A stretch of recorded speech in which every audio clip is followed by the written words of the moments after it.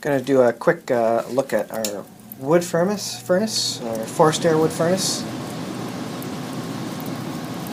made by Ardent. So it's -7 today, degrees Celsius outside or so. It's cool, it's not super cold. But what I'll show you is give you a bit of an update on the hot water coil in here, which you can't really see it, I suppose. It's just a half loop on the sidewall there in place of the bricks that would otherwise be there. You can see the bricks on the right side.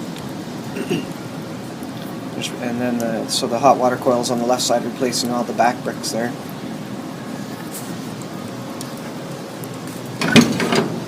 So as suggested, this is the Ardent Energy wood furnace, forced air. And we got this installed new when we got the house. And it's the largest one that this particular company makes for the size of our house and the age of the house. It lacks a lot of insulation, so we got the biggest one they had available. And so just the other day, I switched on, I switched off the electric hot water heater.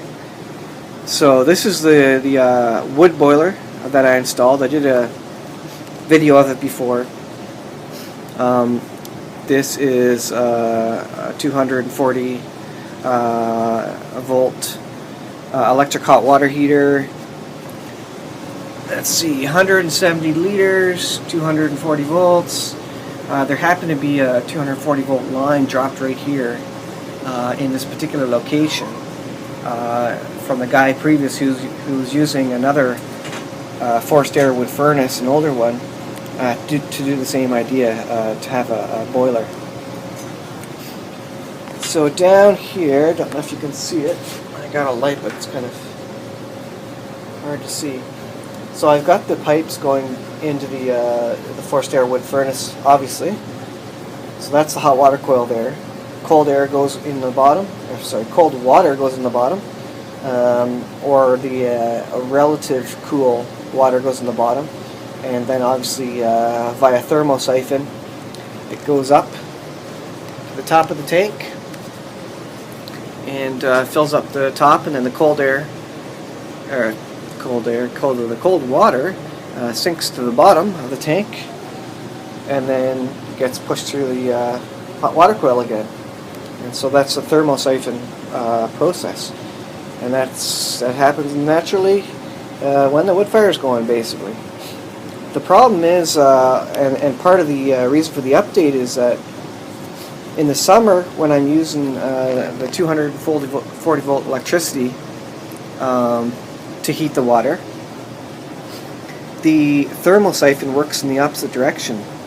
So the hot water rises to the top, it gets in the pipe here, it cools down, and then it drops down this long pipe, and it basically starts the thermosiphon in the opposite direction. So it actually starts cooling the water that the electricity is otherwise heating. So the electricity is it's not doubled, but we consume a lot more electricity because of the thermosiphon there. So what I did was I installed this butterfly valve here. So in the summer I can shut this guy off, and then I won't have any thermosiphon, well, there will be no thermosiphon. I will lose a bit of heat just by conduction from the piping, but there won't be water flowing in it, and that's the key.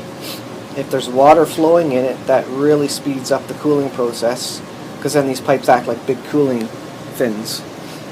So summer I have this valve closed. In the winter I have it open. Well, anytime I have the fire on, I have it open, and I make use of that hot firebox to heat the water. Now, just the other day, I actually shut off the breaker for it. Hold on, Anne. So this is the breaker that I had for the boiler, going over to the boiler. It's the 240 volt breaker.